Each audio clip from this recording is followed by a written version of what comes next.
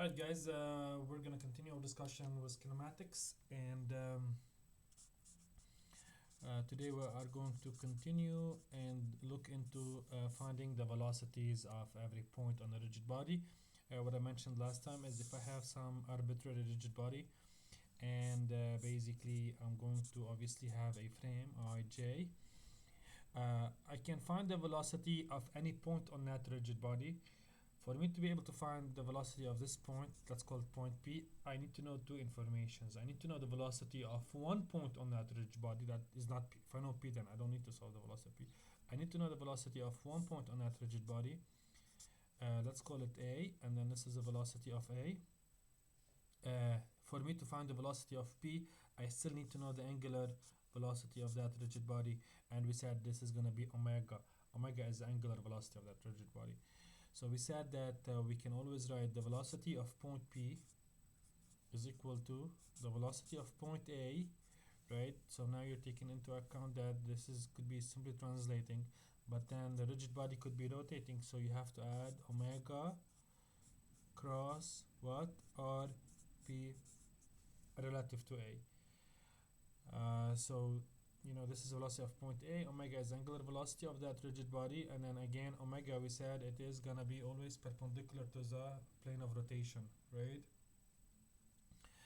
And then we have to add the velocity of point P with respect to A, and now here in a smaller frame, as if P could be simply moving on that rigid body, right? So if I were to find the velocity of point P, and then A had no velocity, let's say velocity of A was 0 and then omega was 0, then point P itself could be trying to, like, let's say walk on that rigid body, and then it could have this velocity, and then in that case this guy is going to be Vp with respect to A, okay, in a smaller frame. Okay, obviously when you add these vectors, all these vectors have to be in the same frame, meaning the same ij. Sometimes they could give you the velocity of A is along this direction, etc. Okay guys, so that really sums up our discussion on the velocities of points. So right now let's do a couple of examples. Alright, let's work on this example. Let's say I have a link, right, and the link is like that, and I have, this is point A and this is point O, and I know the link length is basically L, and I know this is going to be my omega, right? The question here, for example, find the velocity of a point A on that rigid body. Find VA. How do you find VA, for example? Well, you have to apply this formula, right? Well, this is your rigid body. You're trying to find the velocity of A, so you need to choose the velocity of another point on that rigid body, and then basically I'm going to choose point O. Why? Because I know point O belongs to that rigid body, and then point O has zero velocity. So I can say VA is equal to VO plus omega of that rigid body. We said every link has a rigid body, so usually one way to do that, I can simply say OA, omega of OA. So this is the angular velocity of that rigid body cross what? Cross RP with respect to, or I'm sorry, RA with respect to O, plus the velocity of A with respect to in a small frame. So if point A is moving, right, then yes. If point A is not moving, then this is what I have, right? So what is the velocity of point O? Is 0, so I'm gonna only end up with that. So the velocity of A is gonna be equal to omega OA, right? So this is the angular velocity of that link cross R A with respect to O. Now these are vectors, so I need to put them in a frame in order for me to be able to correctly represent these vectors. What is omega OA? We said the angular velocity, so if this is ij, omega is going to be a vector, right? So I'm gonna basically, my fist basically is going to rotate like that, so this is direction of omega, right? So my fingers are going to be along the arrow, positive arrow, so this is my omega, right? So now this is the pointing edge of the vector omega. Okay, so we got, this is going to be omega. So if this is ij, then omega is going to be ij along k, okay? So omega OA is equal to the actual value of omega OA, right, times cross k. So this is your k, and RA with respect to O is going to be equal to L times I. You guys agree, right? So the velocity of A is going to be equal to omega OA, right? So omega OA times K cross L times I, right? So now if you would like to do simply a cross product, so I'm gonna teach you guys a quick way of doing cross product very quickly. So what you should do is you should write I, J, K, and then write it one more time, I, J, K. If you are doing the cross product of I cross J, you are gonna get positive K. If you are doing cross product of K cross J, so if you are going to this direction, then your sign is gonna be positive.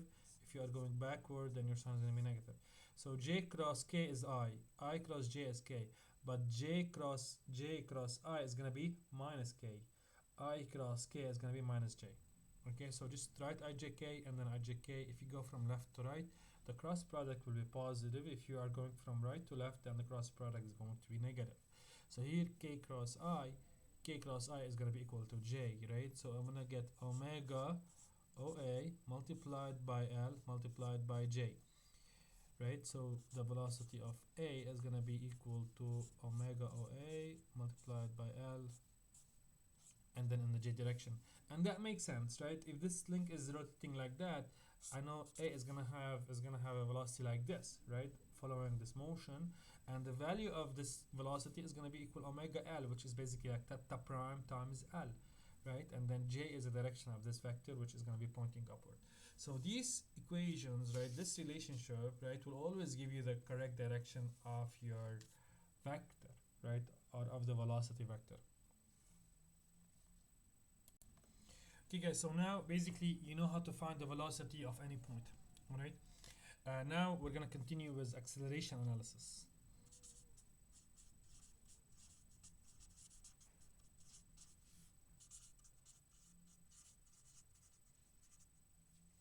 Alright, in our acceleration analysis, basically instead of like let's say we have a rigid body, right, and we have to have some frame. Now we would like to actually find so we had, let's say, point P, and then this guy was point A. So what we did earlier, basically we find the velocity of point P. Now I would actually like to find the acceleration of point P. Alright, so how do we do this? So I'm gonna actually redo what I did last time, or I would actually pretty much start from what I was earlier, right? So we had the velocity, so I can start by finding the velocity, and I can try to differentiate the velocity.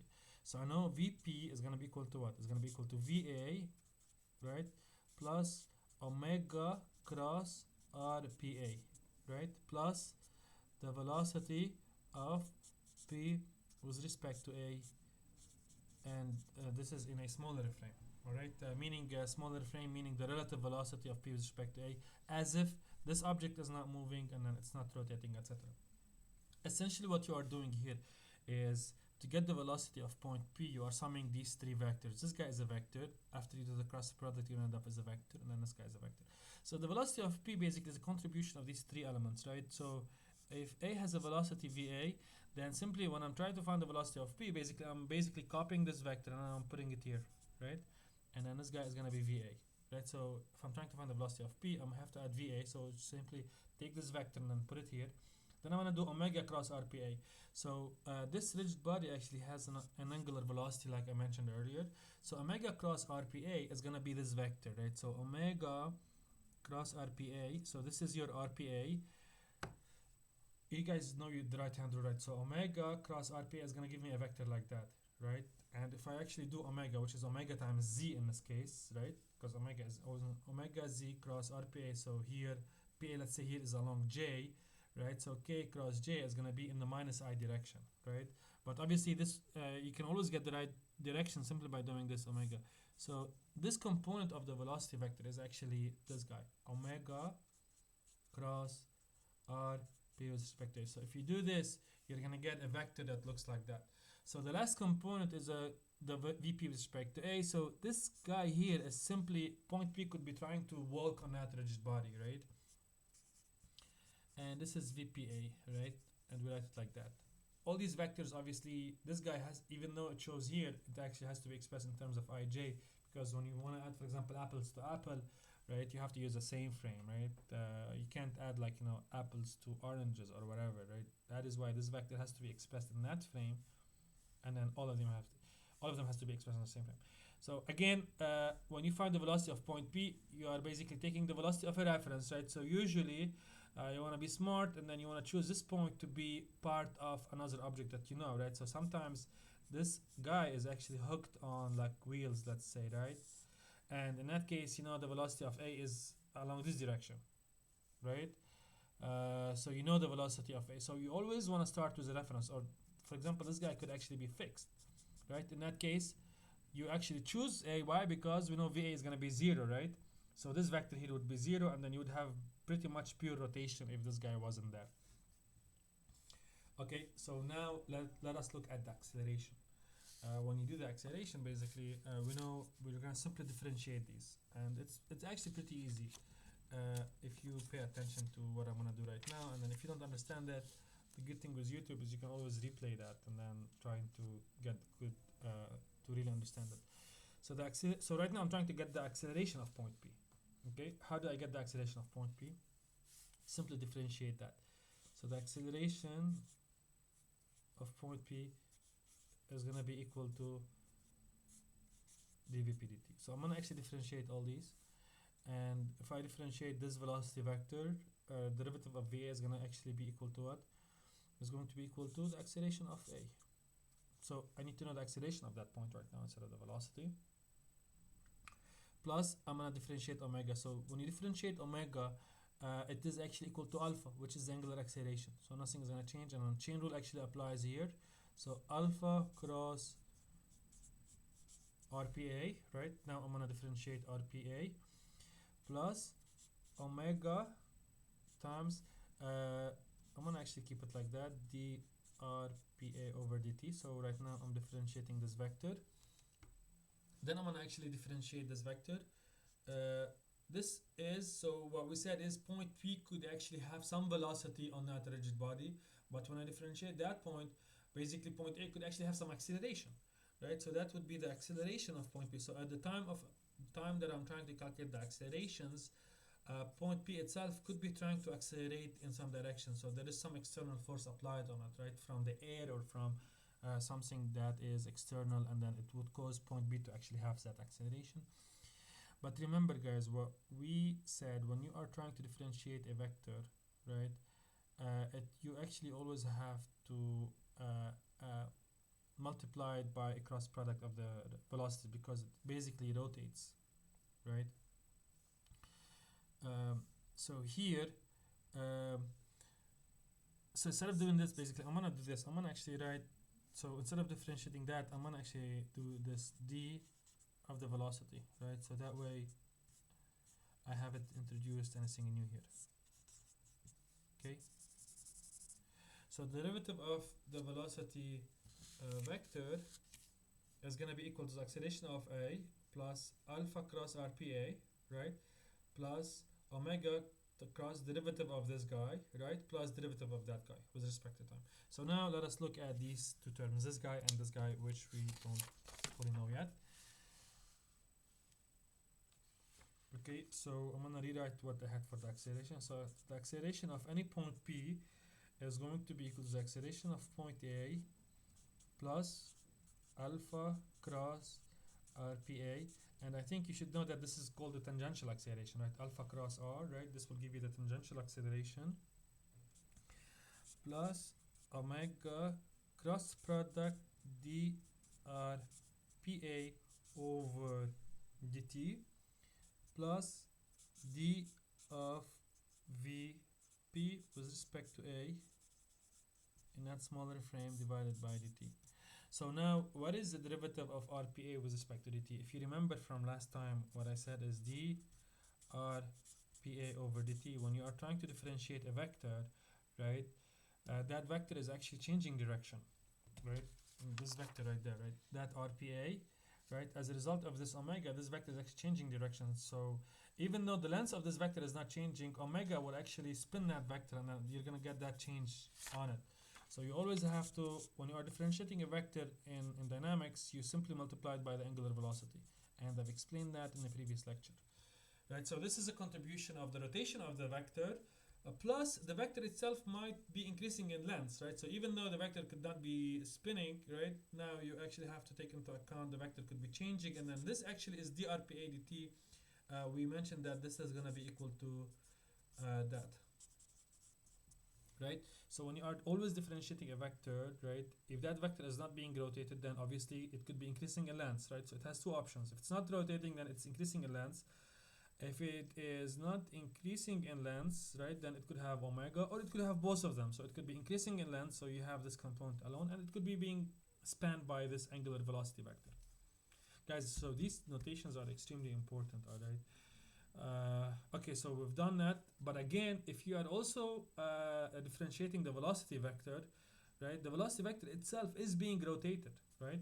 So when I do d of vp with respect to a, right, and this is, you know, the relative velocity, right, if I'm trying to move here, right, if you're trying to actually walk on an object that is rotated, then basically you also have to actually do omega cross this guy plus the change of this velocity vector along its direction, and the change of the velocity vector along its direction is going to be what?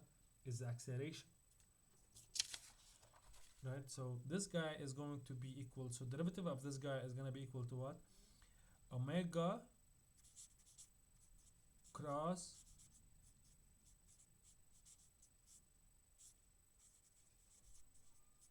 okay, so that would be omega cross vp with respect to a in a smaller frame plus what? Plus the acceleration, right? So the relative acceleration, so ap with respect to a in a smaller frame.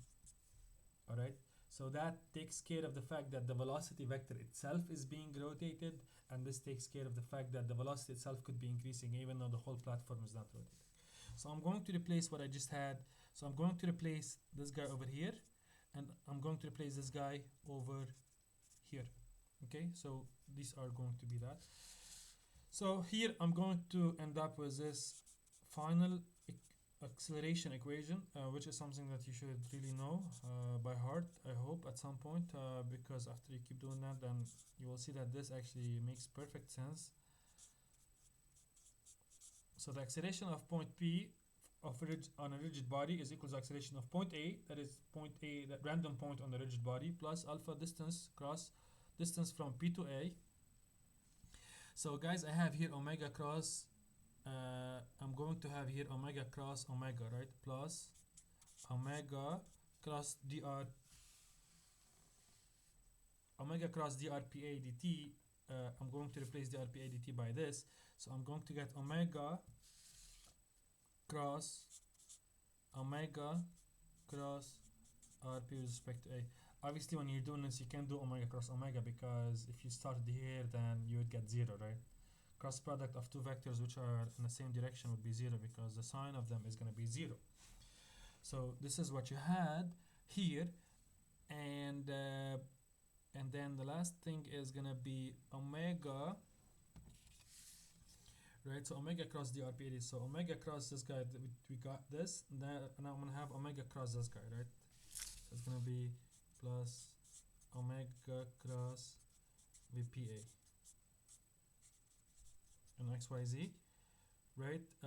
Plus dvpa dt, which is actually one more omega cross vpa, plus omega cross vpa in a smaller frame, right? So this is the same, plus the acceleration. You see that we have omega and then omega, this is repeated, so I can actually put 2 here and then I can remove that. So I'm going to write one last time, and then I'm going to write the final acceleration equation that you should get, and I'm going to illustrate which term corresponds to what. So finally, the acceleration of point P is going to be equal to the acceleration of point A plus alpha cross RPA plus omega cross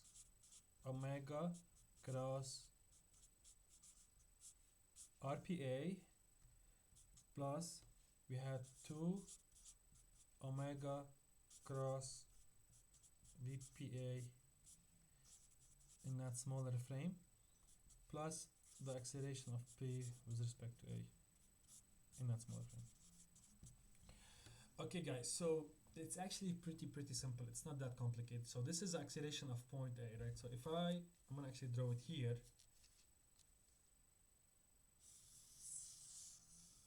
So this is your rigid body, right? Let's say this is point A and this is point P, okay? So the rigid body will have two. Will have an angular velocity, omega, and then it will also have an angular acceleration. And these vectors don't have to be in the same direction, right? Obviously, if omega is in that direction, right? We said omega is always a vector in the k direction if these were I and j, right? If omega is in that direction, then alpha actually has to be in that direction. So this doesn't actually apply to three-dimensional gyroscopic movements where you have a rigid body that is doing this, right? So if I'm trying to do that rotation, right, it's going to be really hard for you to get the acceleration of this point, right? If an object is doing like, you know, articulation movements. But here we're dealing with planar rigid body motions. So basically, you know, I have objects which are, you know, moving. Like let's say this thing is actually moving like that, right? So this is a rigid body, and I'm trying to find the velocity of this point, or that point, right? So here we're again dealing with just planar movements, right? So this phone, for example, it's rotating, right? And you're finding the velocities of a point on that rigid body. So again, so I have that rigid body, right? And I'm trying to find the acceleration of point P. You know how to find the velocity of point P. You need to know omega, and then you need to know the velocity of point A. If you want to find the acceleration of point P, you have to know some information about point A. You have to know at least the acceleration of point A, right? And the actual velocity of point A doesn't really matter here, right? If you are trying to find the acceleration. So the acceleration of point P is going to be equal to the acceleration of point A. So you're going to start by putting this vector over here, right? So just mirror this vector. This is AA, and then you're adding them up. So obviously this guy is going to have I and J components. Second part is alpha cross RPA. And I mentioned many times, guys, alpha cross RPA, you have to use the right-hand rule. So the first vector is alpha here. The second vector is RPA. This is the third vector. If you don't do it by your right-hand rule, in the case of planar movements, you can quickly see it by doing this alpha because alpha is perpendicular. But sometimes it may not be very easy. So just replace alpha by its values. So alpha could be like this vector. This rigid body is rotating about this axis. So you just get the alpha components of this angular acceleration vector. RPA is going to be the distance between the point where you are trying to find the acceleration to the point of reference where you know the acceleration. So what is RPA in this case? This is my RPA, right? This is your RPA. So alpha cross RPA, you are going to get this, right? You guys agree? And I'm just going to write, so because I put the actual direction, now I don't need to put it as a cross product. So this guy is going to be alpha times the distance, right? And this is a tangential acceleration. So alpha, if you are sitting here, basically you're going to see that acceleration as a result of this angular acceleration of this rigid body. So we're done with this first term. How about this term? We said you have to start from here. So omega cross RPA is, and I don't know if you guys can tell that this is the actual centrifugal acceleration, which is theta prime square r or v square over r, right? This is actually it. Why? So if you do omega cross RPA, so this is your omega cross RPA, you're going to get a vector in that direction, right? It's going to be perpendicular to r. If you do it one more time, so omega cross this vector, so omega, right? So omega cross this vector, which is omega times RPA, I'm actually going to be toward the center, right? And then I encourage you guys to do this to, verify it on your own. So this is my omega cross RPA. I got the first vector. Now I'm going to do it one more time. Omega cross this vector. I'm going to actually come down here. And this is actually equal to omega squared times r. So this is my centrifugal acceleration. So this guy is going to be what? My omega squared times RPA. And this is my centrifugal, right? So centrifugal or centripetal, that is the same. How about this guy? Does anyone know what that guy is? So you would have acceleration, this component of the acceleration, only if point P is actually moving. If point P, decided to start to walk on that rigid body while that rigid body is rotating with omega and alpha, well, alpha here wouldn't matter, so here it's only omega. So the fact that this rigid body is actually rotating with a constant velocity and you begin to move on it, then you are going to have this acceleration. This is actually the Coriolis acceleration. And remember, we actually had this from polar coordinates where it was 2 times r times theta prime, right? So this is 2 theta primes times r prime, right? But the good thing with this notation, it actually automatically gives you the direction of the velocity. So if point P at this instant, at this particular position, by the way, when we're dealing with these vectors, right, you are dealing with these velocities at that instant of time. So like you took a picture of this rigid body at that angular velocity and then alpha, and then you're plotting this. If you want to simulate this on a computer, for example, obviously this would change with time, but again, you are still actually able to find these velocities. So let's say point P basically decided to, walk in that direction like that, in that direction, with a velocity, right? Let's say this is your velocity, P with respect to A. Then you are actually going to have Coriolis. Coriolis actually going to be equal to omega 2 omega cross this. So all you have to do is omega, right, cross this vector. So this is going to be your Coriolis acceleration, right? Omega cross this velocity. So if the point P walks in that direction, then this is going to be your Coriolis acceleration, right? So now basically you automatically know direction of your Coriolis acceleration from omega and then cross this guy. So this is going to be your Coriolis acceleration, and then it's going to be in that direction, and it has to be perpendicular to direction of your velocity, right? So this is your Coriolis. And then the last thing is basically simply the acceleration of point P. So point P obviously could be having a velocity in that direction, but at the same time it has acceleration in that direction. So you would simply add this last term. So this last term you would always have to add it, like let's say that rigid body doesn't have any angular velocity, it doesn't have any angular acceleration, point A is not moving, so this is like, it's a paper itself, right? The paper now could be treated as a rigid body, right? And it's not being rotated, it's not doing anything, right? And then this point P basically is a bug that is trying to accelerate, right? It decides to walk in one direction. At the minute that it decides to walk, right, it's gonna start to move. Now this is an acceleration. So you'd simply add that. So these are 5 terms, right? 1, 2, 3, 4, 5. The first term is the acceleration of the reference point. The second term is your alpha, right? The acceleration that you would get as a result of this rigid body is being subject to some angular acceleration. The third term is because that rigid body itself could have some angular velocity, so you get the centrifugal acceleration. The fourth term is the Coriolis acceleration, because that rigid body itself could be trying to walk on that rigid body. And then the last term is simply that differential, or this, sorry, not differential, this is the contribution of the acceleration of point P with respect to that rigid body, if point P itself is independent of that rigid body and then it is starting to move on that rigid body. Alright guys, so that this lecture basically explains the accelerations. Now we're gonna start doing some examples on that. So this kinematics is the heart really of our course, and then it's very important that you guys understand this very well.